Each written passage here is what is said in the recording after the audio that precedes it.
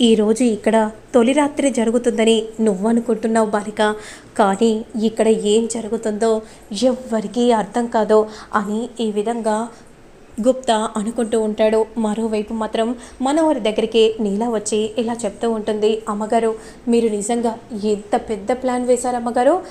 ఈ ఇంట్లోనే స్థానం మీకు కూడా ఉంటుందని, మళ్ళీ పైగా ఆ బాగి ఆ మిస్సమ్మ మిమ్మల్ని ప్రశ్నించకుండా ఉండాలని మీరు తెలివిగా అమర్ సార్ చేత భలే దెబ్బ కొట్టించారు.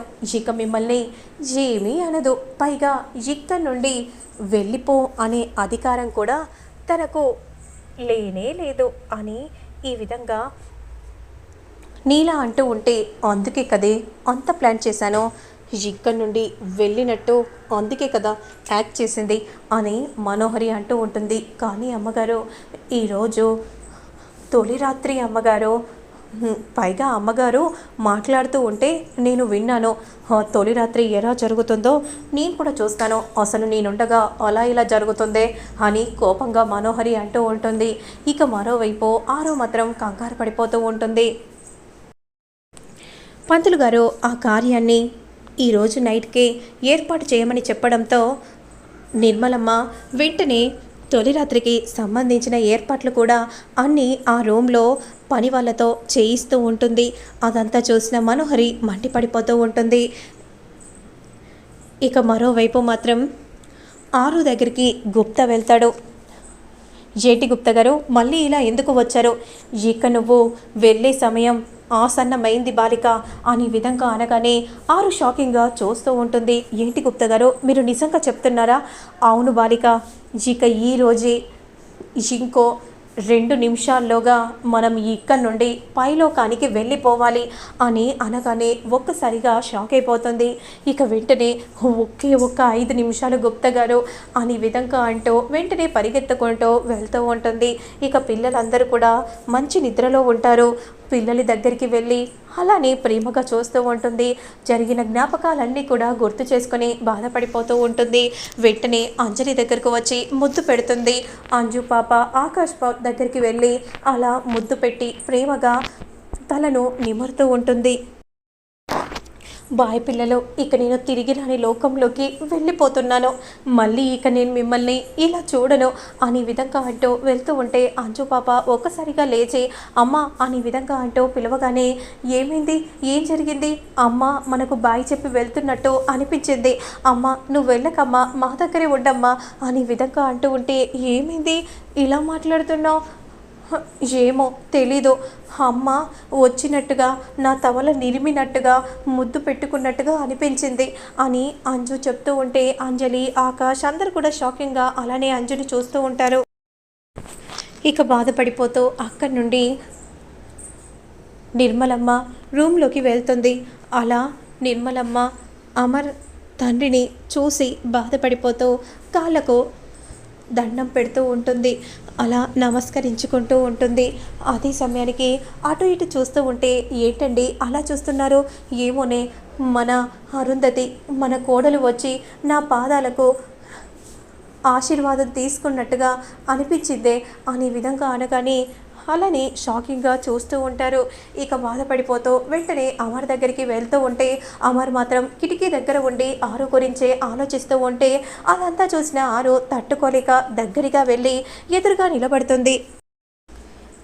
2 చేతులతో అమర్ని గట్టిగా పట్టుకోగానే అమరికి కూడా తగిలినట్టుగా స్పర్శ ఏర్పడుతుంది.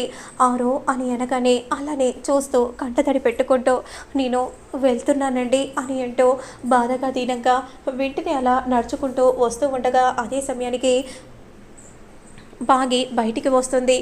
అక్క నువ్వా, కుటుంబం జాగ్రత్త, పిల్లలు అయినా జాగ్రత్త, సరే అక్క నువ్వు వెళ్ళు, నేనున్నాను కదా చూసుకోవడానికి, నేను చూసుకుంటాను అని అనగానే ఇక వెంటనే బాగి లోపలికి వెళ్తుంది. అప్పుడు ఆరు మాత్రం గుప్తా దగ్గరకు వచ్చి గుప్తా గారు ఇక పదండి మనం వెళ్ళిపోదాం అని అనగానే వెంటనే రింగ్ను చూసుకొని ధూమ్ తక అని విధంగా అనగానే అదే సమయానికి పైలోకానికి వెళ్తూ ఉంటారు.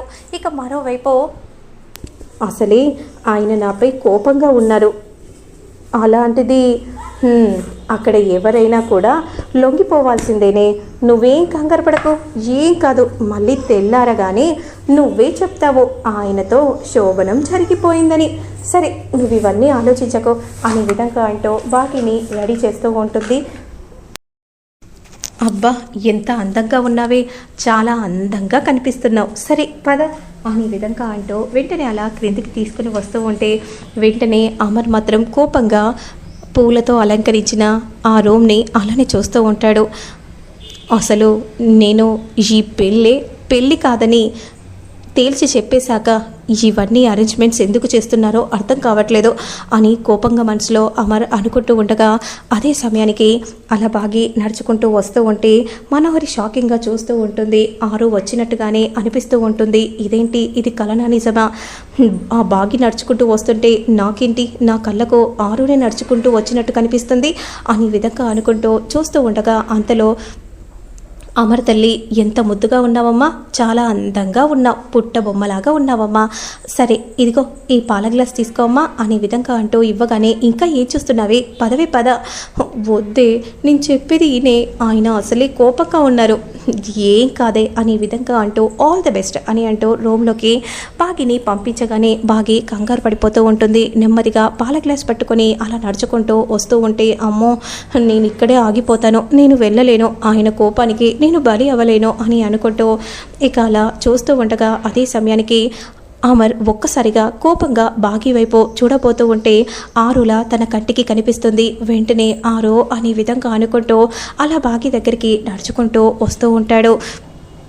బాగి కంగారు పడిపోతూ ఉంటుంది. అసలేం అర్థం కాక అలానే చూస్తూ ఉంటే అంతలో అలా అమర్ వచ్చి బాగిని ముట్టుకుంటాడు.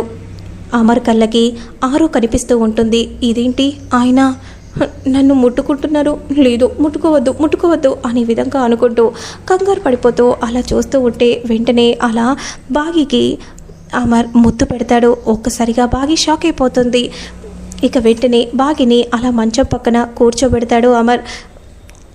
అలానే చూస్తూ ఉంటే ఆయనేంటి, అసలు మా ఈ శోభనం జరగదని అనుకుంటే ఈయనేంటి ఇంత ప్రేమను ఒల్లిస్తున్నారు, ఏమై ఉంటుంది అనే విధంగా కంగారు పడిపోతూ చూస్తూ ఉండగా ఆరు అనే విధంగా అంటూ పిలవగానే ఒక్కసారిగా బాగి షాక్ అయిపోతుంది. అలానే షాకింగ్గా అమర్ని చూస్తూ ఉంటారు. మరోవైపు మనోహరి మాత్రం కంగారు పడిపోతూ ఉంటుంది. మరి అసలు ఏం జరుగుతుంది, రాబోతున్న అప్కమింగ్ ట్విస్ట్ ఎలా ఉంటుందనేది మళ్ళీ నేను నెక్స్ట్ వీడియోలో అప్లోడ్ చేస్తాను. లేట్ చేయకుండా చూసేయండి.